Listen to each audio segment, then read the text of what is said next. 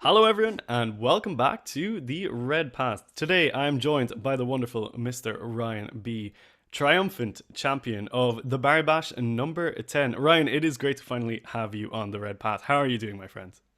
I'm doing awesome, man. Thank you so much for having me on. How are you? Good, good. How does it feel to be number one at a major with world leaders going 6 and 0 and taking the crown position? I don't know what you're talking about. I heard Melee was dead in 10th edition, Dara. It is. It's literally the worst it's ever been, right? You know, world leader's dead. We're living in a meta that's super hostile to us, and yet, here you are. Not only just you, but we've had a fantastic weekend of world leader players Yes. doing really well. However, the champion of the weekends was yourself taking home the prize at a major, which is, as far as I know, one of the only times it's happened in 10th edition. So congratulations from Thank all you, of us sir. here, obviously. Awesome. And yeah, how does it feel to be in such an awesome position? Really cool. Obviously, this is love the hobby, but like I do play competitively, and it's my first big tournament win. I've performed really well at every tournament I've been to. I've obviously won my share of RTTs, but never a big event. And so going from not only not winning a GT to then winning a major, it feels awesome. It was really Yeah, cool you experience. missed the And middle step, you know. yeah, and every opponent along the way was just phenomenal. Like it was, I'm really excited to talk about those guys, but they were like it's just such a great experience. So from top to bottom, not only winning but just being there with my friends and the community, awesome. Yeah, it's a really great experience. And Yeah, for anyone watching who, if you want to actually see the final game that Ryan played, it's on stream. Tabletop Battles live. live, live. People Gotcha. love live. Got They're great guys. it. The final game is on their YouTube channel. You can catch it on their stream VODs. It's an awesome game. I watched it over the last couple of days myself. And I gotta say, if you want to play World Leaders competitively, watch that game. You will learn so much. But I think the key takeaway for me was the sportsmanship going on in the game, the communication, the dialogue, the play by intent. And often when you get to like a final stage at a tournament, especially such a big one like a major, and it's been a lot of games. You know, this is game number six. Think people are tired. Things can get a little bit stressful. But I didn't get any of that from the stream game. It was all like great communication, great Yeah. sportsmanship, plenty of like, I'll give you this, you give me that, all that kind of good stuff going on. Yeah. Honestly, I would say it is a clinic in how to play World Leaders and how to be a good sport at the game. So, Ryan, I think that was like really awesome, dude. So, fair play to you. Uh, Thank you so much. I really appreciate it. For those of you who watch the stream, you'll hear me call like a judge a couple times. That is never in a malicious way. What I want there is a complete impartial ruling. Is like, hey, can these guys see these guys? You tell me, judge. I'm cool with whatever. Hey, can this model fit here? If it can't, great. If it can, awesome, no problem. But that way, there's never contention between the two players. I think don't Pete. There's a stigma about calling a judge. I think There that's super really is. important. Yeah. I Yeah. think that's super important to include in your game. Whenever there's a contentious position, you think you might have filled a charge, but you're not sure. Call a judge, man. Like they'll tell you, and then you're not upset at the other player for not giving it to you. And it's good. Like, It's a very but healthy like behavior to kind of get yeah, into is but just saying like, "Hey, judge, can you solve this for us?" yeah, and Zach, my opponent, I can't say enough about Zach. Absolutely awesome. If you, for those of you who all watch the stream, I misunderstood one of his stratagems. He let me do a little take back. I let him move a little thing out of phase. He let me do a thing out of phase. I warned him about some rapid ingress that was incoming. Like we had a great game, and we like when I think at the end there he had 9 minutes left on his clock, and I had 25. I'm just like, let's just shut this off. We have 40 minutes left of game time. We're more than fine. Let's just like have a great game. Yeah. Clock is important. At the top tables, like most judges want you to have that. But at some point, you just got to be like, this is a game of toy soldiers. We're here to have Yeah. fun. We're smashing war Barbies together. Let's do this. Let's do this right. Yeah. I gotta say, man, if every top table game at every tournament played out like that one, I would be so happy. You know, it was really, really great. And I appreciate that I was like a smiling the lot. whole way through, there was so much stuff where I was like, oh Me yeah, that's too. really good play, but also that's really nice. So yeah, awesome. Why don't you, before we dive into the games, why don't you run us through the list that you brought to Barry Bash Yep, and how you were feeling going into the tournaments, what you were expecting, maybe relative to how you ended up doing in the end. for sure. So list. For those of you who have seen any World Eaters Discord, you will have noticed my name and probably one of my lists.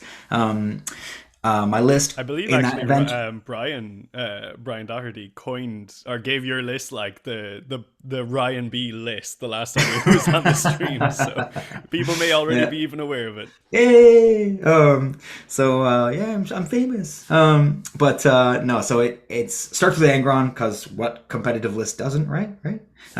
But hey, settle down over there. It's Just fine. It's joking. fine. Go on. Go on. Go on. Just had to throw that one at you. Just had to throw that one at you. I was waiting for So it. we got Angron. We've got the avocado himself. He's for that massive scout move, big deal. Changing your list, adding 3 scouts is massive. And then he works wonderfully as just a little combat monkey. He's super fast, so it's great. Glaive Mo, because Master of Executions, for those of you who don't know what the Mo stands for, Glaive Master of Executions for doing the things that he does, which is murdering stuff real good. And then we've got the favorite of Khorne, Jug Lord. Very controversial take. A massive stand for the Jug Lord. I think it's so important to have that favorite of Khorne, even though it's now once a battle. The reason is advance and charge. It's not Angron Resurrection. This army lives and dies getting into combat. If you do not get into combat early, or even if you mid game, you go don't roll it, and then you decide, hey, I'm going to re-roll this, and then you get an advance and charge that opens up that 6-inch auto advance, and now your avocado is going, instead of 12, he's going 18, and you can threaten some other part of the board that you might not have It had opens access up to like before. a whole extra area of the board that you may, as you It's said, may not have crazy. access Like, to. it's Yeah, for massive. sure. If you Would you say you don't get felt it, like it was impactful in most of the games, every single game? Like, how impactful was Favorite of Corn over the entire tournament? um, very, like, incredibly very. Hilariously, not in the stream game. I don't even know if I rolled it in the I stream don't game. I don't remember I don't think I you did. using it. Yeah, but I, that was a it very close game. Very, very, it was very it was close. a yeah, it was a tight one. But I'm not 6-0 without it. So I will absolutely go into, when we talk about the individual games, I'll go into when that was impactful and why. Yeah, it was massively important. I'm 100% not at 6-0 without it. Um, yeah, and then we've got 2 times 10 jackals. Jackals for those icons, a sticky. Just having 10 bodies to screen with, like, that's often underestimated. People are like, "Oh, why wouldn't you just take spawn?" Yeah. The 2 bodies, 10 bodies string out pretty far. Yep. So they're really good for that. In my meta, I don't think I would leave home without 20. I also don't think I would go more than 20. I think that's just the number of jackals you take. Okay. Okay. Um, Okay. but That's fair. and Coming out my and life here, then but fine. just tearing apart your list. Yeah, it's cool. It's cool. I'm gonna win the Manchester Major next week. It's fine. It's Perfect. Yeah, 100%. fine. I wouldn't doubt it. But and then we've got 10 berserkers. We know what they do. They swing hard. They swing for the fences, and they've got a lot of volume. Massive tech piece for your half damage stuff. Mhm. Your Catans, all that stuff. There, we have exactly 1 unit in the army that will kill a Catan from full to dead in 1 activation with the right buffs. That's 10 berserkers. There is no other unit that does it on average or as efficiently as they do. Yeah, they're really important piece Like, I for think that that you specific game can't. in my mind. Yeah. Yeah, 100%. Exalted can smash wraiths, but they cannot cut through a Catan unless you're just getting lucky. Yeah. Yeah. So yeah, I think it's important to have them, and obviously they're with the Mo, and then that create that giant fight first blood surge unit in the middle of the board at certain games. They're just great tech piece. I wish I could take 2 of them, but you can't +1 to wound 2 of them. I also like Khorne, but Khorne, in my opinion, is just a straight D grade over Mo. And if you could take a second 10 man in this hypothetical world, right? Yep. Would you have them with Karn, or would you have a Mo without any That's a enhancements? great question. I think Khorne is really strong. I think +1. Not +1 to wound. +1, not +1. Rerolling ones. There we go. Yeah. Rerolling the ones on both those hit and wound rolls. I know my rules. But that's massive. That's huge, right? That it makes them operate independently. You don't need to have 8-bound. You don't need to have Angron as much around. And then obviously extra 3 damage in the list is great. No shade to Khorne. I love that data sheet in and of itself. I just don't rate the amount of points that you need to put into it. and that you lack the ability to give both of them +1 to wound if you need it. And then it's not like berserkers are tough. No, So yeah, they fight having like that much of your army be 2 rhinos and 2 blocks of T4 guys is a lot of points. So I would much rather have my other tech pieces, which leads us to the rest of it. Is obviously I have 1 rhino to cart those guys around, the party bus, as it were, and then I've got our Exalted, classic Exalted. We've got the big 6-man for that 1 activation. We want to make sure that we can auto advance 6 with 6 guys. If I need +1 to wound with 6 guys, it just makes it very efficient to use those stratagems on them, and they do a ton of damage. And then you've got your 3 Exalted for either like a Deep Strike Rapid Ingress, or just having them on the board and just eating dudes around. The no fallback aura on a leadership role is great into those leadership 7 armies, like Tau especially. Like it's game ending against Tau if like they just don't roll the 7 and you're in combat with one of their suits. You're just like, okay, pile into this, you can't fall back, I pile into it, kill it in your turn, and now I'm running free all over, and it's wild. So yeah, and it then completely flips the game, as you say. Like yeah, it's so, but it can't be relied upon. But that doesn't no, mean the enemy 100%. is bad I because they've don't. got so much other good stuff around them. They've got so much other good stuff. Yeah, it's just part of their package, which is great. Yes. And then 2 8-bound, even though my list, 2 regular 8-bound, 2 times 3. And that's even though my list is 1985. So I have the points to upgrade one of these squads to an Exalted if I want. I specifically do not, because 8-bound are amazing. I don't think people respect them enough for the things that they bring that are different. They are the #1 unit in our army for army synergy. Nothing really utilizes the movement like they do with their natural scout. They give us this aura that essentially nothing else does except for that Khorne on his 1 unit, which is reroll 1s to wound. And in this meta, there's so many big blocks. You've got your Custodes, you've got your DG, you've got your big vehicles and monsters and knights, and the Avatar. Like, how many times do those things get below half health? And then you got to attack them again. And now you've got full wound rerolls. That's super important. And then last but not least, you got the 3 damage champion.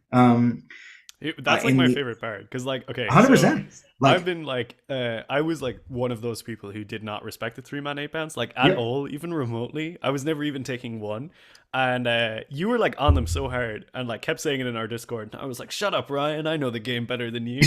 And then Brian was like, you should probably listen to Ryan, and then I was like, okay, fine, maybe I will. And then I ran them and I was like, well, I was wrong, like so wrong. Because in this meta, especially, those 3 damage champions are hot. Because I think, yeah, like you've got a great example about the Warden bait, right? And I actually talked about it in the How to Beat Custodes video from a couple of days ago. Why don't you like run through why it's so good for the Custodes and the Warden specifically? I would. Someone has said, why don't you add a Forge Fiend in your list and take out one of the 3-man 8-bound, and that way you have a better thing into Custodes. And it was like, my 8-bound are just like better Forge Fiends. Like, Forge Fiend gets 3d3 attacks. It's like average 6, and I can get 5 attacks on my champion and 14 more from his dudes. And if I run in there in combat, make combat, you either have to fight first to that squad, in which you're using fight first on the 3 idiots rather than over here where Angron is, and then you have to declare your 4-up. If you don't declare your 4-up, I've got 5 attacks with exploding hits. Maybe I'm -1 to hit, but like, fine. And you're relying on dice going your way to not lose like half your squad. Because if you fail a couple 4-ups, there's some wardens gone, and those 14 other attacks are going to take 1 or 2 more. And now all of a sudden you've got a severely crippled warden squad, and I just threw 3 8-bound away. I'm fine with that. I'll take that all day. And so you have to spend the 4-up, or you gamble losing a good portion of your wardens to just some dudes. And it's a beautiful thing. So then if they do spend the 4-up, they're dead the next combat. Like, it's toast, it's over. So basically, they're really good, efficient into Custodes. They're efficient for just their independence. They're moving, like they scout on their own. You just have them on the flanks. They do things. I love having one near Angron, because that's just a match made in heaven. Angron giving them rerolls, them giving him wound rerolls. Hilarious. So yeah, that's my list. We've got running across the battlefield. Yeah, that's my list. We've got 4 units of 8-bound, 2 of each, and then the some of the classic stuff. Yeah. It's a beautiful list, honestly. It's like if I was to run an Angron list, I would probably take something that's like very close to, if not exactly the same as that, because I think it's like it's all the fat is trimmed off. You know, it's nothing but lean, strong units that just do their jobs really well. They play It's well into like all those small 8-band units play so well into the Eldar MSU meta that we're kind of living in as well. Mhm. There's playing to Crons, there's playing to Custodes, there's playing to Deck Guard. You don't really have, I would say, like any bad matchups. But how did you feel going into Barrie Bash with this list? How confident were you, and what kind of a result were you hoping to achieve? I'm a confident guy, so my minimum watermark was 4-2. I'm confident in myself. I'm confident in my army, and I'm confident in that this army really messes with the way people play the game. Um, you no other army does it like us. Like no other army does it like us, where you can just like you want to score cleanse and deploy and live your best life and try to score your 100. Guess what? I'm in your DZ turn one. Like try now, and then or if you know, hey, I want to be a combat army. Well, I probably just do it better than you. Um, like realistically, there's only like one army that does combat better than us, and it's Custodes, and they have such few units that one poor dice roll or one mistake can backbreak that matchup as well. I will say that that's a hard matchup. They are favored, but It's like a tough matchup, even yeah. It's our game to even lose, though, then, in a way, you know, because we have the play to defeat mhm, them. We just need to be able to recognize it. And I think, like, yep, I think the that's it. Custodes game requires a little bit of patience as well, where it's like, if I'm going to Yep, go all in turn one, it's probably not going to be amazing a lot of the time, unless they've really mispositioned. yeah. But yeah, it's an interesting one for sure. But yeah, so 4-2 is my minimum watermark. I was confident that I could do that, even though there are were 16 top 100 Canadian players from the ITC 2023. So quite a few really high level players there, all running Custode. There were 5 Custodes, 5 Death Guard, a couple great Sisters players. Tim Dietliefs is one of the best in the country, if not the best in the country. He's running that a scary 4 indirect platform army with Eldar, and then Ian Khorne and Avatar. And so like it was like, holy crap, there's a lot of people here and a lot of scary lists, but I'm confident that I can do 4-2 over 6 rounds. My goal though was 5-1. I really wanted to hit that 5-1 mark. That was like I would be very happy if I got there. The dream was 6-0. Living the dream here with you today, Dara. Yeah, I mean, listen, you did it, man. And And like, we did the it. community is like so here for it. I feel like, it's a Perfect. great thing about the World Leaders community. It's like someone does well and everyone is just like so hyped for them. You don't have that with Eldar. It's like, oh, another Eldar win, whatever. It's like, what do you mean you didn't win a GT with Eldar? But like with World Leaders, it's like that like kind of closer knit community. And Yeah. I don't know. It's like we all feel like we're trying to build each other up. And I think you've been like really influential in the last while in our competitive section of the Discord, like really kind of like engaging with people, changing people's minds and stuff. And I think it's great. And like anyone who's hanging out in the Discord, maybe listen to Ryan because he literally just won a major. But let's talk about those games because that's where the meat and potatoes is. Yeah. So why don't you run us through the games, what you were playing, if you thought it was good or bad, and then key moments that flipped the game in your favor. Okay, awesome. So game one was against Kelly. She ran a beautiful pink Tyranids army, all big bugs, invasion fleet. Unfortunately for her, it was vital ground, which is only 4 objectives, which means she really couldn't like put her Norn in the middle of the board and just live her best life. In addition, the terrain was WTC. It was a medium layout, so not like the dense layout. But what it does do is that it's pretty thick terrain. It makes it really hard to move all those monsters. And medium at And WTC is like what I would still is call like quite a heavy board. There's a yeah, it lot is still going on. very a Yeah. heavy terrain board. Mm. So and then with my threat ranges, right? Like it's Crucible of Battle, so we're like 20 inches apart. 8 bound can go 23 inches before charging. Like that's just wild. And so when you tell someone that in deployment, it was like, oh my goodness. And so she deployed really, really conservatively. There were some times when I did help her out. I just let her know I can, and if you give me the opportunity, I will charge Zoanthropes. She has 18 Zoanthropes to murder Angron to death, but if I touch them, they're gone. And so I was making sure that I didn't, get any gotcha charges or anything like that. But because she deployed so defensively, it was really hard for her to, during the rest of the game, affect the board state.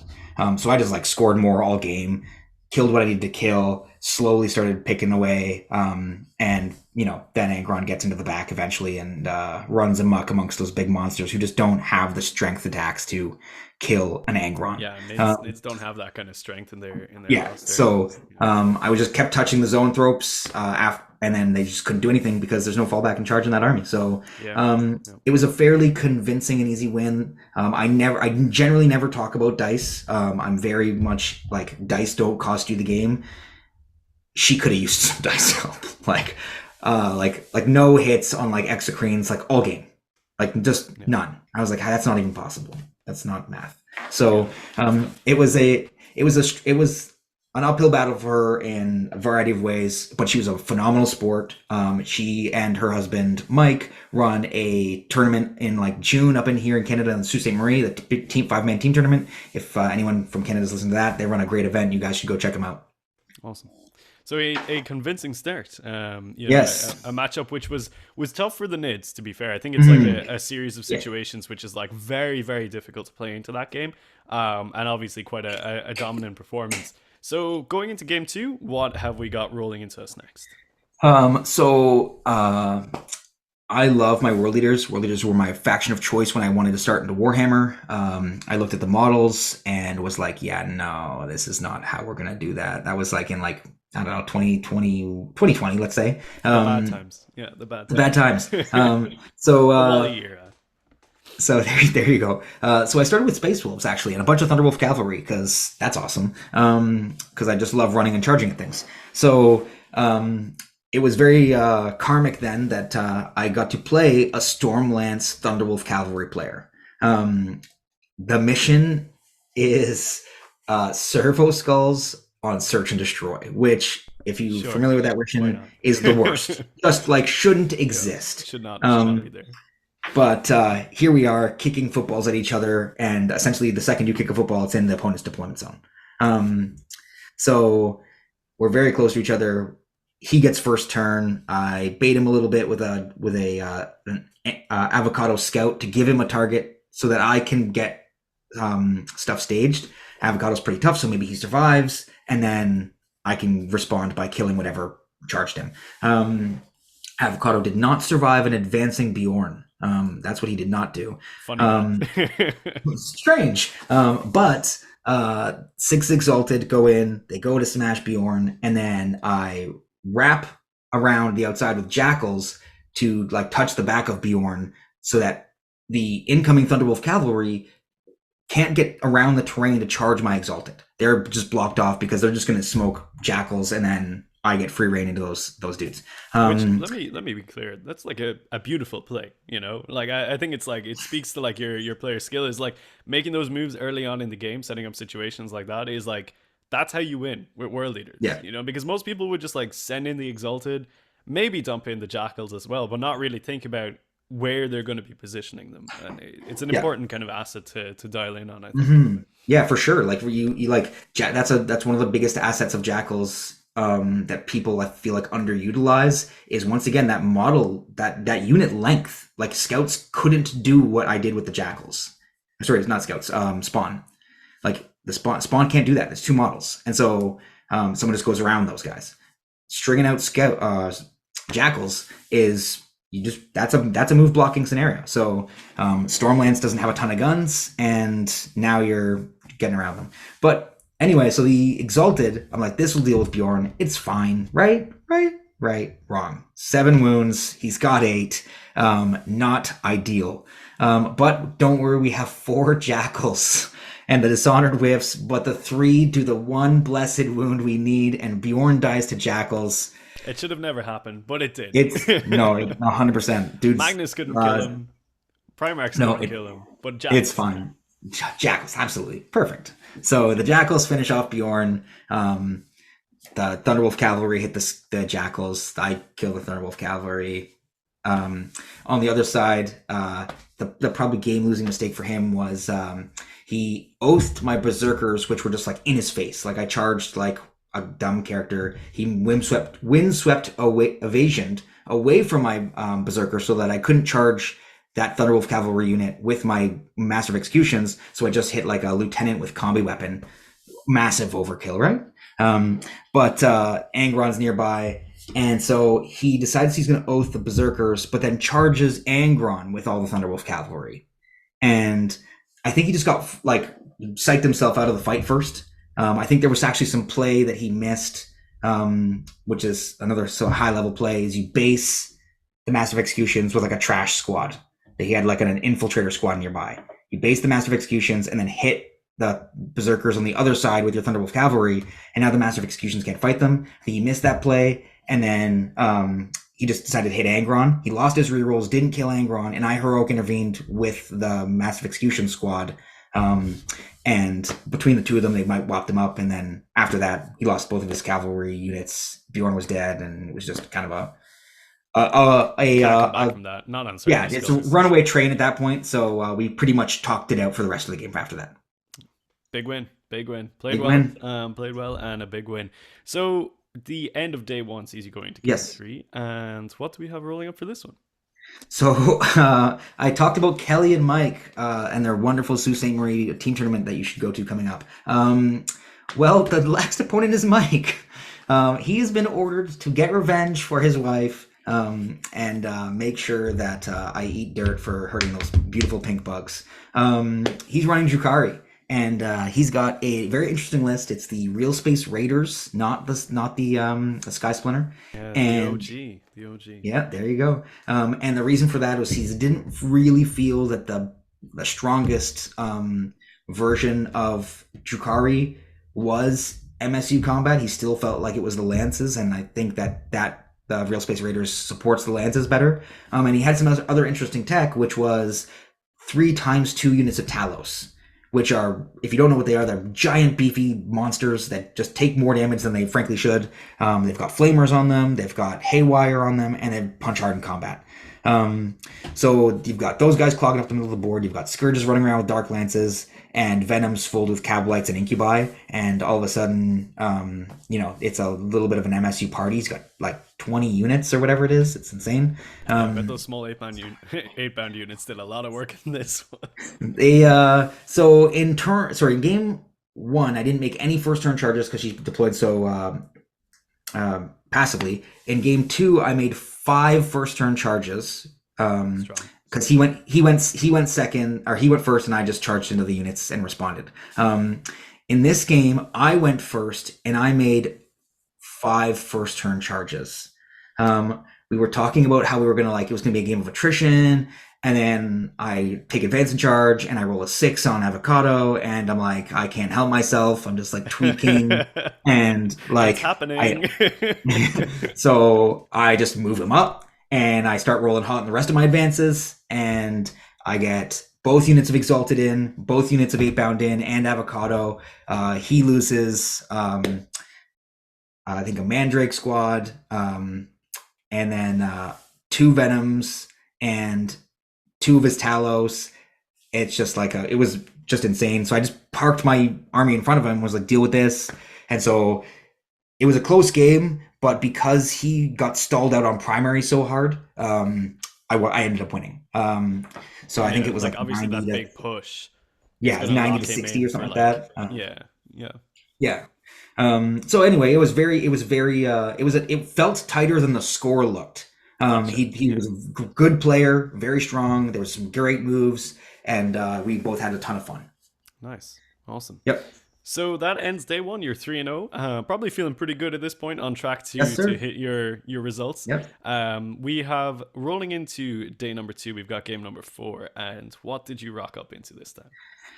So we had Admech, which I totally thought was a fiction. I thought it was a fictional army until that point. I thought that was like Old World Army or something like that. Yeah, it's fairy tale. Nobody plays Admech. So I have no idea. Like my friends who will watch this later will laugh because I was messaging people like, "What do Admech do? Like, what is happening?" Like the sleeper, ability of just being like, "What happens here?" And so Brian, I got my 2 funniest responses from people I messaged was Brian's spam or smash W, which was just attacks, just fight them. And the other one was disrespect them, Apparently the list that my opponent brought is just an all scoring list. It's like, I'm going to score 100. Can you stop me, or can you score more? Um, it's a million troops, a million little dragoons, a bunch of little flyers, a bunch of raiders, two transports, like not a ton of raw damage, but enough output to kill enemy scoring units, and then enough units to just stall you out. Ton of infiltrate, ton of scout, or not scout, sorry, infiltrate, redeploys, and stuff like that. He went first and basically just clogged up a big section of the board.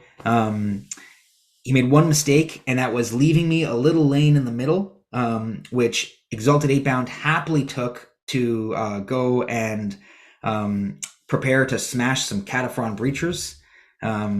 Avocado followed them up to kill the Sulfur Dogs that tried to block the way. Unfortunately, Avocado whiffed, so I only got a portion of my Exalted into the Cataphren Breachers, but frankly, it didn't matter. I had 8 units in first turn because of he was just like pushing up into me, trying to move block me. So I was just in combat all game.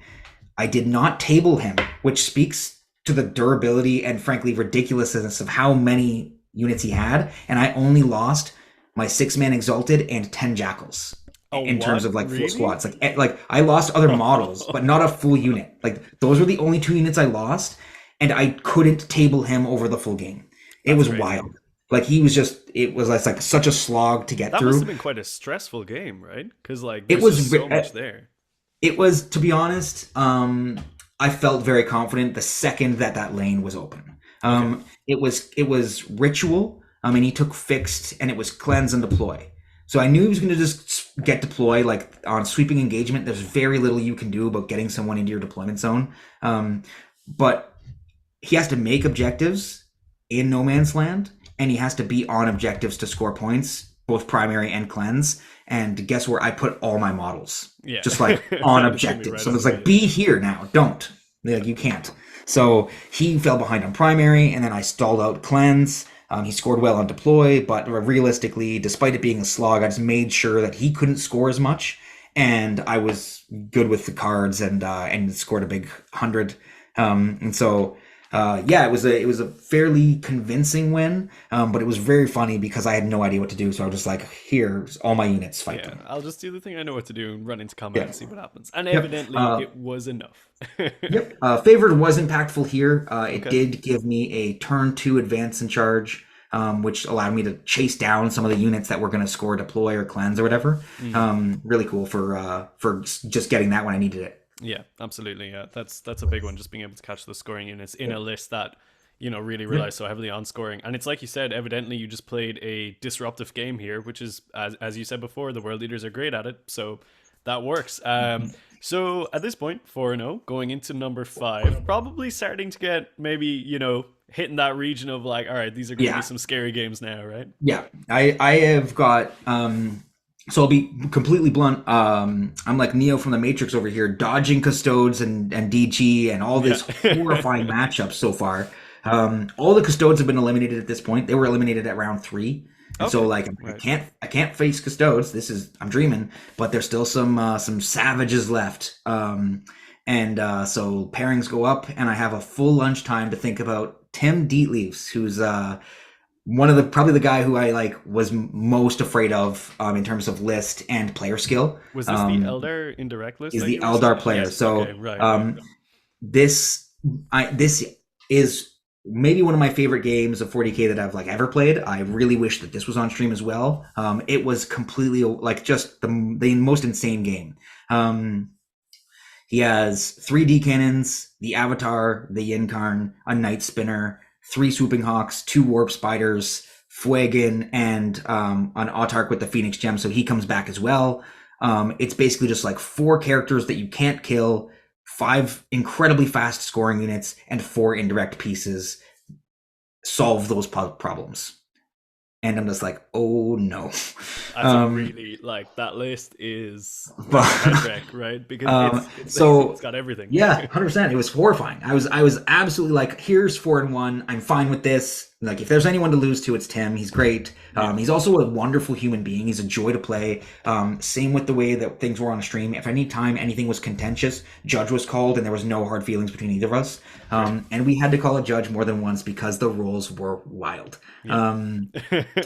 So I tell him straight up, I'm like, before the game, I'm like, if you go first, you win almost certainly. You just indirect some pieces off the board, you get to set up where you want to, and I have to make really hard choices. I need to go first to win. Thankfully, it's search and destroy priority targets. So priority targets isn't the best for me. I'm a spend all your assets early kind of guy. It's not great for world But leaders. search and destroy means all that stuff that I really, really need to kill quickly is close. So I deploy aggressively with everyone except for Angron, which in hindsight, I regret not being more aggressive with Angron's placement. I already knew that I was going to lose if I go second. So why place him where he would just be safe if I went second? So I should have played him more aggressively. But I got a massive 6 to go first. Big. Very, very happy with that. Huge. And then I roll my, I do all my scouts. I roll my blessing dice, and I've got 4 1s, 3 2s, and a 4. Guess who uses favored to get advance in charge? Okay, fair. Guess who Fair. uses favored to get advance in charge? That's big. That is like it's game winning. It's if I lose the game otherwise. Yeah. So he also just like I disrespected the Admech player by pushing just my entire army into him. Tim disrespected me and put that avatar on the line and was like, "You can't kill it." Yeah. And I was like, "Let me prove you wrong." Here's Angron. Well, sorry. I like I said, I deployed Angron too passively. Oh yeah, sorry, you did. My largest regret in life to date. So what did you get the avatar with in that case? The rest of my army. Oh, okay, right, fair enough. Yeah, because he doesn't go down to like 6 exalted or anything like that, you know? So I charge Avocado and 3 8-bound into Swooping Hawks and Fuegan on one side. I charge 3 8-bound into Swooping Hawks and the Avatar. I charge 6 Exalted into the Avatar, and I charge Master of Executions, auto-advancing, no, not auto-advancing, because I was close enough. And I got I think it was a 5 on the advanced dice, into the Avatar. So I've got 6 Exalted and a 10-man. Not the full 10-man. Unfortunately, I was missing space for enough models. Yeah, you're not going to have the space to get everyone around. But I got all 6. I got all the 6 8-bound in, which was important. Yeah. There was just 3 dudes in the base and then behind. And then I strung out to get within Angry Ron range so that I could get the rerolls on my my KBs. I wasn't going to get the rerolls on the Exalted who had to wrap around the other side. I rolled a very fat 6 on the Angron advance. Nice. So he's going 22 because I also took the plus 2 inches of movement. I'm like, I'm chasing you down. I'm coming. So I roll 22. And then to start the charge phase, I'm within 12 inches of the Avatar. And I just like, for the giggles, roll the charge. It's 12. No way, dude. Really? It's 12. And so the problem is there's a building in the way. Okay. And so can I legally make the charge? Judge comes over, rules that I'm out by like less than half an inch. Fine. I rolled 3 6s and still didn't get in. Yeah. I deployed Angron too passively. Yeah. He wanted it. He really wanted it. He really wanted that fight. Oh, that's pretty funny, dude. It would have been amazing. But anyway, so I go first with Avocado. He picks up the Swooping Hawks, and I activate some juicy lethal hits. I figure I could get +1 to wound with that CP on one of my units, but I can get lethal hits on both. Yeah. And I think that's the math that I want. So I go for that, and then the 8-bound pick up Fuegan, who of course comes back because why not? Still, to kill him in turn 1 is nice, you know. And then yeah, basically I killed the Avatar with all those attacks. I rolled a little hot, and he rolled a little not, but still, like I think you had enough force there. It's a lot of volume. And so then it was just like, here's my army. Now the problem was I spent my CP, took lethal, and didn't have feel no pain. Feel no pain, yeah. And so I'm just in front of him now with no feel no pain, just living my best life. I lose both regular 8-bound units. I lose the 6-man exalted unit, and I lose. And the Yinkarn teleports to where my 8-bound were, and then charges the Mo. And then he comes in with a Night Spinner and charges the Berserkers. And so only the Mo Oh, and like smart. one or Yeah. two can fight the Incarn, and Hmm. she's got half damage. And so like he's banking on her just surviving. And then he precisions the Mo out, but not before Mo does 6 damage to her, Impressive. and Yeah. I take the Night Spinner down to 1 wound. So I lose like 4 KBs, and the I think it's like 3 or 4 KBs in the Mo. I don't know how that worked out. That kind of Um, went not terribly for you in that Not draft terribly, there. no, Yeah. not terribly at all. So then Angron. Then the rest of the game plays out. We'll save everyone living through the whole game, but I'm into the this rest of game the though. game. Like this one's got This me on edge. this game is wild. Yeah. I can go more. Like so Please Angron do comes go on. over. I'm actually like really interested in this one. Okay, so Angron comes over and picks up the Incarn who's half health, which was big. Her being on half health would mattered because those 4-up invulns and half damage It gets suck. really spiky. Yeah. Yeah. So he picks her up, and that's great. I really wanted the Night Spinner to die in pistol shooting, did not. So unfortunately, I had to be a pleb and swing my chain swords and kill it.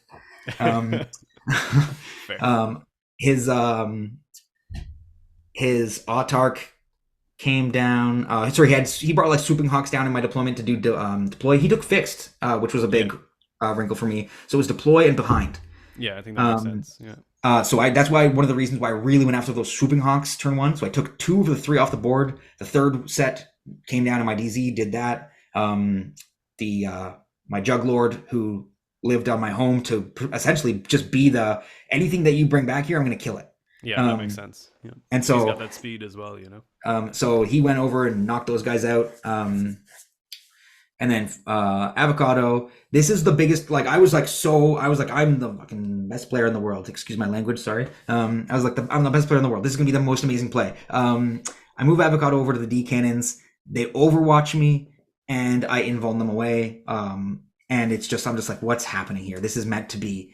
I'm 3 inches from one D cannon and 4 inches from another, and they have 5 wounds each. I'm like, Avocado has 2 damage, and you've got Fate dice.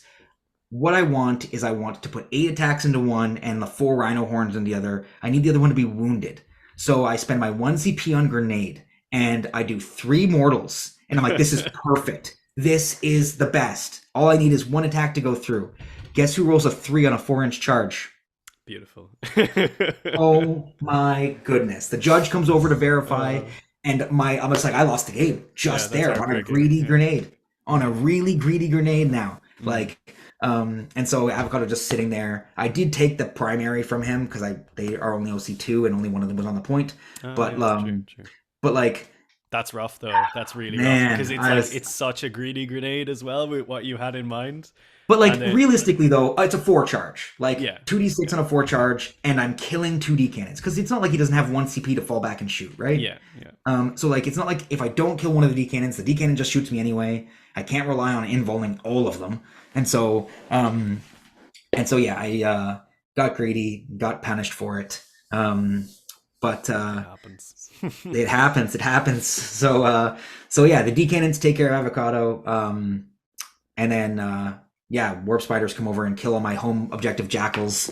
And yeah, here we're down to like the nitty gritty. My 3 exalted came down and started killing the Autarch, who killed by Rhino, by the way. Why? Because why not? I shot the Autarch with all the guns and then charged him, and I did like a surprising amount of damage. He had like 2 wounds left. Okay. But then like with he fall back, shoot and charge the Rhino, and he has like a Melta thing or something like that. Fusion pistol, yeah. The fusion pistol. So like he did 8 damage with that because he just like, why not? And so and then the dude just doing the damage or something like that. So he killed the Rhino. My exalted come over and kill him for the first time. It's just a wild slog. We're down to like no models, and it's turn 3. Yeah, this is the scrap time, right? Yeah, It's so literally he's just got the scrap 2 it. warp spiders. One of them dies to my Juglord, who responds by killing them. for them killing my jackals. He just leaves Angron alone. He's just like, you know what? You can res Angron if you want. I'm going to kill literally everything else, and you're not going to be able to score at the end of the game. Probably a good idea, to be honest. I don't know, because it took the 2 D cannons killed Avocado, and then one of the D cannons killed one Exalted. And so like I still had 2 Exalted running around. They got to kill the Autarch again. And then Angron's full health runs back to his home objective. I draw a capture enemy outpost, and I kill essentially all 3 of them over the next 2 turns. So it's at the end of the game, he has 5 warp spiders overcharge Juglord to death. Because they jump in, shoot him, and then overwatch him when he goes to charge them. And so 2 activations do enough devs to kill him. So at the end of the game, he's got 5 warp spiders on my home objective doing deploy and behind enemy lines. I've got Angron on his home objective hanging out, having a little picnic in the corpses of some D cannons. And I've got 1 Exalted left in combat with Fuegan, who had charged them the turn before.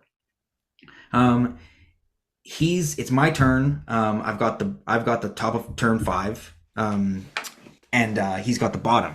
So what I can do is I look at my app and I'm like mathing it out, and I'm like, if I just fall back, deny you this score, it's 73-73, and we're tied.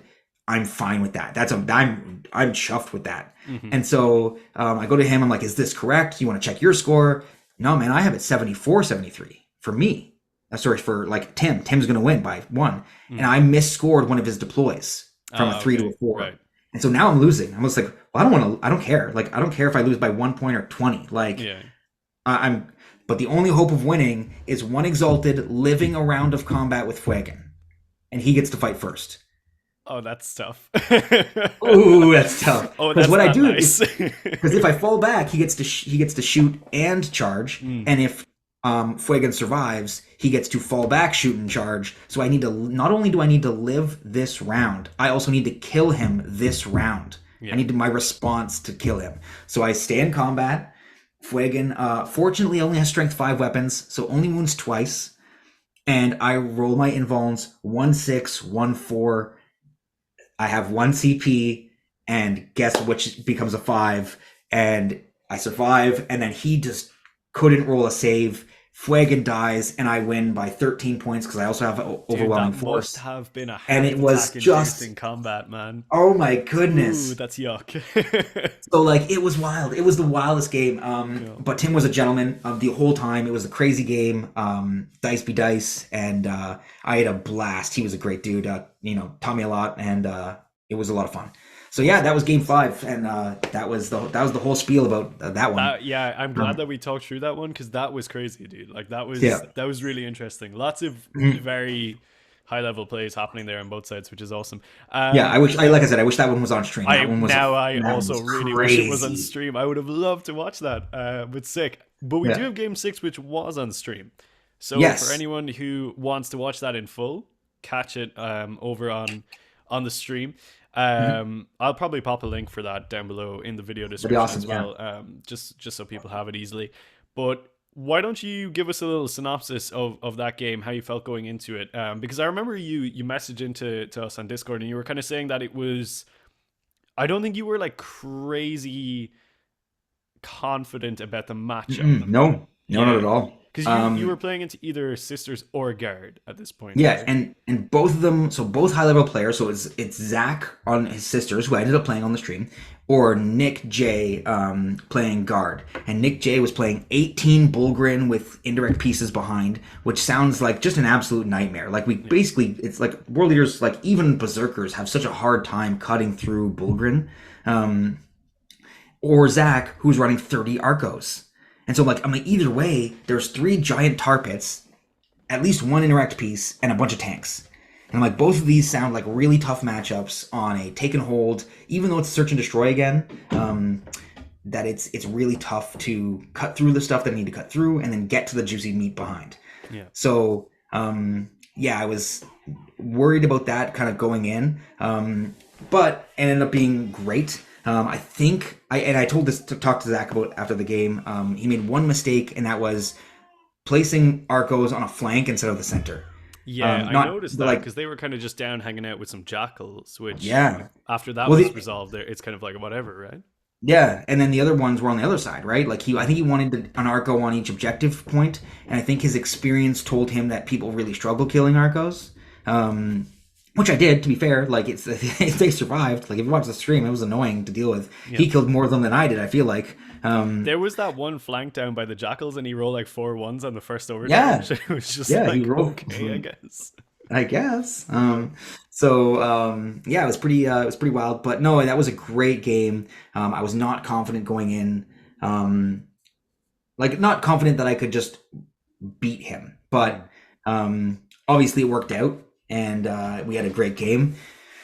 Like I said, I don't think favored came into play in that one on the stream, but the 2 rounds before was massively important. Yeah, yeah, for sure. And then yeah, like I just honestly, I just highly recommend going to watch that game on stream. That was a really fun one. This not, but yeah, realistically, I just want to be aggressive, and so for the 5th time in a 6 round tournament, I made 5 or more first turn charges. You had a and really aggressive turn one. Yeah, I remember like looking at it at the bottom of your first charge phase, and kind of like my mind didn't really click, and I was like, oh yeah, this is turn 2, and then you guys like kept moving on, and then someone said at some point like, oh, it's turn 2 now, and I was just like, bro, wow, that was like super aggressive turn 1. But I did I think that the sister spare like pushed out maybe a little bit more, like, you know, than maybe they mm, should have. I kind of saw that initial push, and I was like, okay, cool, if this was me in the world leaders seat, I'm gonna push that super hard. And I think the way you set yeah. up the positioning of the berserkers and the exalted 8 bound and all that stuff, and you know, especially dealing with those crusaders who could kind of absorb quite a lot of the damage from those incoming units, it was quite masterfully set up, because the Oh, great. retaliation then was such a struggle for him. You know, you had multiple tanks locked in combat, you had Hmm. arcos that, you know, were going to have to deal with a berserker unit because it was going to be on full health. If you shot it, you were going to surge into it. I think you did surge Yep. into it anyway. I did. Yeah. Yeah, so I was very confident for you. Obviously, I knew the result, but I was like confident for your win after your first turn. I was like, okay, cool. Yeah. I feel like you're like right 100%. where you want to be here.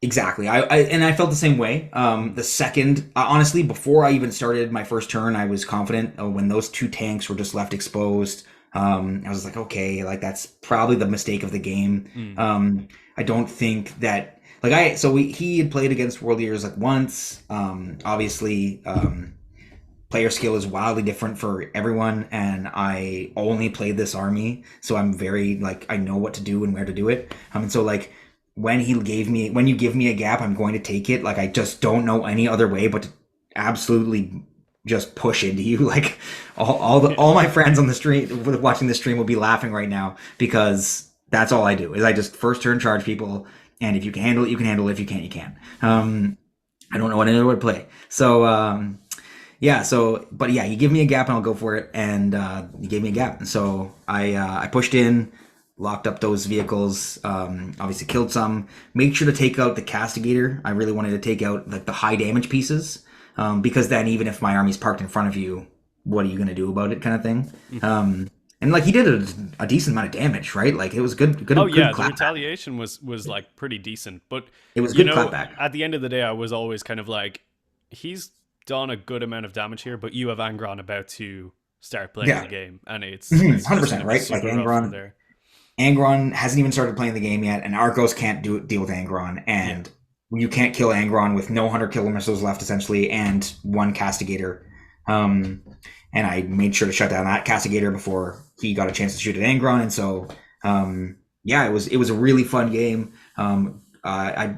I like to think that it showed off some cool like high level like charging Yeah, I positioning. was Like gonna say, like, I mean, you're talking about it and making it sound like it was like a very simple, like, oh, I ran forward and killed him, but it really wasn't, you know. Like I watching it myself, I was able to kind of like pick out a lot of like, yeah, sure, you did go for this really strong push, but the way that you set up, the charges you made, the way you maneuvered your units around the charge phase, and then the following combats, how you kind of staged for those and everything, mhm. that was like what really impressed me. I was like, okay, cool. This is where the game I is being appreciate it, won. man. It's not being Thank like, you. oh, I just killed this unit in combat. That's like whatever, you know. It's just like the end result of like the plan that you had set up. But it was the way you set up and the way you pushed in and shut down so many assets at once. And even in like your casualty removal and stuff like that, I was kind of like, oh yeah, that's probably what I would be pulling as well. That's the right like guys to pull out here. So I Yeah. think it was just like quite impressive overall. And I Oh, think, thank you. you know, if there's people watching who are kind of like, I need like a visual description of how to like play world leaders competitively at a high level, just watch the stream. It's like going to be super beneficial for you if you're not used to like playing kind of like those high level games. Appreciate it, man. Well, once again, and I can't say enough about all my opponents. I did not have a bad game. I did not have a bad interaction. Every single one of my people were great. Like Tim, Zach, Kelly, Andrew was the second game. I did not mention his name, but Andrew was a phenomenal opponent as well. Mike, and then Brett, who I didn't mention as well, playing the AdMech. They're all great people, all great dudes. Every one of them. We all had a great time. And yeah, it's the most important part by a landslide. Like I really enjoy winning. I loved that I won the event, but like not having bad games, that's the worst. Yeah. That's the worst. And so having 6 great games in a row, phenomenal. So kudos to all my opponents. And yeah, it was a great event. Yeah. I mean, kudos to you, man, because like that Thank kind you. of vibe is like that's like what the game is, you know. It's Yeah. like we are like playing with army Barbies at the end of the day, like you said, you Yeah. know. It's like let's just have some fun. You know, there's Right. not really anything on the line. But Oh, that said, it is so damn cool that you won the major, yeah. and like I'm super happy for you, dude, because like Appreciate it. you Thank know you. you I feel like you've put in the work, and yeah, you pulled it off in a really graceful and wonderful way. So Awesome. yeah, Thank you that so was much. awesome. I suppose to close it out, like going forward, like how are you feeling about the world leaders like moving forward before the next balance status? Are you thinking about making any changes? Are you super happy with the list as it is? You know, is this its Um, final form? I think it's the final form. Like Mm. I can't imagine. There's some variations that I feel like I would love to try a Lord of Skulls. I think it'd just be Wouldn't we so all? fun. I love Demon Princes, but like if I'm going to win events, this is my list. I don't think like I'll take that stuff to an RTT or like play in a basement and play have some fun with that stuff. If I'm going to sweat against some of the top players in Canada and some of the like best in the world, then like if I'm going to Atlanta, I've got my golden ticket now from this event, which Dude, is that's awesome. true actually. Yeah. Man, So I awesome. got Yeah. got the big golden ticket, and so now I'm going to Atlanta and the World Championships of Warhammer. If the data slate, which it won't be, we know that it won't be, but if the meta was as it was today, this is what I'm taking to the World Yeah. Championships. So I don't think I make changes. In terms of how I feel about the world leaders in the current meta, I say this all the time. I think world leaders are incredibly high skill cap army. This is like you mentioned, it looks easy. There's a ton you have to think about in terms of like positioning, model removal, pushing, tagging, auras, making sure that you're not just like yeeting and then getting totally obliterated, because that can happen a lot. Like a lot of new players yeet and then I think that get is just actually like murdered. the key failure point for so many beginner Mm-hmm. competitive world leader players is they might look at a game and not necessarily pull out the nuance in it, Yeah. and just say I can do that and throw loads of stuff forward and then lose their whole army, right? Yep. Because one that Hundred that can percent. so easily happen. Yep. And I ride the lightning. I'll tell you, I ride the lightning of like, I'm just gonna charge you with all the stuff. Like in the stream, the avocado charge. That I don't avocado think charge in turn one was crazy, dude. like why did I need to do that? I was Yeah. never gonna kill that tank. It was only to deny primary, right? Like it was to deny primary and to hold that rhino up. But even still, like this is not. It wasn't a great play. It was just like, here's the thing, because I can't help myself. So Yeah. like but it worked out. And but yeah, like so but world leaders are incredibly high skill cap, and they just lack one of the most important phases of the game, which is obviously shooting. We joke about it all the time that there's no guns in world leaders except for the 4 on Angron. But so but yeah, like it's a great army to play. I think it's one of the most fun armies to play in the game, and obviously bias, but also like it's one of the most interactive and interesting army rules, and it's one of the most engaging armies to play. You can't play this army passively. You No, can't. definitely not. And your opponent can't play passively when they're on the board across from them. Both opponents are in this game doing things, shooting things, taking saves. This isn't like Tau, step forward, cleanse, fire and fade, go back, not like hide. Like, we're not playing a game where both of our armies are living till turn 5. It's a super One of us interactive is game that happens. one of us is dead. We're always interacting. We're laughing. We're rolling dice. And I think only my last game didn't go longer than 2 hours. Yeah. So like, I'm not surprised. like, so it like you finish your games, you do your stuff, you don't have to worry about a clock so much, and it's a super fun army to play. But you can like, it's very hard to pull this off if you're learning, and it's very hard to learn it without just reps. Like, you can watch me play, and that's awesome. I appreciate it if you watch me play and try to pick up some stuff. And you can always ask questions in the discords. Dara's great. Like, Brian is in there as well. Like, you've got some really high level world leader players, like, willing and able to answer questions. But reps is just the main thing. Like, I like to joke that it's a vibes army. You have to like feel it out, and each matchup and each mission is different, and they're going to give off a different vibe, and what opens up for you will be different. Oh yeah, I completely agree. I mean, you're not gonna like really grasp this army until you have put it down on the board, you've rolled up some charges, and you've understood, hey, because I moved that thing there, I then lost that unit and the retaliation, and now I need to know not to make those mistakes again. You're just gonna encounter situations and reps, and you will learn how to overcome them. And no amount of watching videos online, as much as I wish that you would watch all of our videos, I would 100% say that Ryan's right here. You just got to get down there, start playing some games. If you want to take it to the top level, it's what for you sure. gotta do. Yeah. And when I say like it's a vibes army, and they like, every army kind of plays like that, but like, there's some armies, like for instance the Admech army that I played against, the guy just did the same thing every time. Try to move block the opponent, score my deploy and my cleanse, and win on points. And for whatever army that he faced, he could do that. We can't do that. We can't take, like, in the stream game, I took assassinate and bring it down because I don't want to think at all. I just want to murder you. But you can't do that every game. I sometimes have to take tactical. I sometimes have to do a different fixed because sometimes someone doesn't have a million characters that resurrect or a bunch of vehicles. And because of the way that our army works, we have to be interactive, and we are kind of expensive. And so you don't have a bunch of models to just do actions. So you have to be like really on your game with what your models are doing, what they're trying to accomplish, where the spacing is, not taking engage on all fronts. If maybe you don't want to engage on all fronts, you want to like pack of wolves around to the side of the board. You got to think about that stuff. And so there's a ton to think about, a ton to engage yourself with. And if you master this army, I think you get really, really good at Warhammer. I was going to say, it's a great army to... Yeah. When you get good at this army, you just get good at the game, I think. Yeah, 100%. Agreed. Awesome, man. It has been a real pleasure to have you on, to finally have you on. We've yes, been trying thank you so much. I appreciate it. Well, listen, I am more than thankful to have you. And what an episode to bring you on for as your first one, because...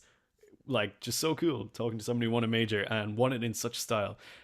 Is there anyone you want to shout out or say thanks to, or anything you want to say before we close this one out? I appreciate that. Yeah, it's so basically just the event itself, run by the magical Scary. He's of Dark Eldar lore. I'm sure some of you are familiar with his YouTube channel. So he runs the event. Before. There you go. It's the 10th annual Barrie Bash that this was. So running a GT/major for 10 straight years is no mean feat. It is awesome, and kudos to him for running it amazingly. Like, everyone had a great time. There was no yellow cards or red cards. Everyone was a gentleman, or a gentle lady. And so it was a great event. All my opponents, all 6 of them, I've already DM'd them personally. Like, I always do that after every tournament. I DM my opponents, thank them for the game, the anecdotes about the game, and how much fun I had. I think that's a super important thing to do too. This is a community. This is a group of people playing a game. we had fun, man. Like, kudos to them. Unfortunately, sometimes in a tournament like that, you don't have the time to hang out with someone properly after a game. So I like to message my opponents after and make sure that they know that I appreciate them. That's really nice. Yeah, very classic But of you. but yeah, like thanks to all of them who watched, and thanks to everyone who I was messaging for support and messaging for what do I do against sisters? How do I do this? So and that includes you, man. So Yeah, thank well, you so much. we were I right there appreciate with you you. guys. Um, and it was just a great time. So much fun. And then the guys at Tabletop Live, uh, you know, it's special to win a major. It's special to have that recorded. Like that's Yes. really cool. Yeah. Like so that's very cool. And thanks to those guys. Those guys have streamed my events that I've run. And they're wonderful dudes. So they're great guys. I highly recommend their streams. And yeah, those I guess that's pretty much it. Awesome. Fantastic. Well, everyone, thank you so much for sticking with us for this one. I hope you have found it insightful and entertaining. It's been a pleasure to have Ryan on here. And if you want to catch more of myself and chat to Ryan as well, head on over to the Discord. The links are all down below. If you want to support us, you know what to do. Like, comment, subscribe, X, Y, and Z, blah, blah, blah.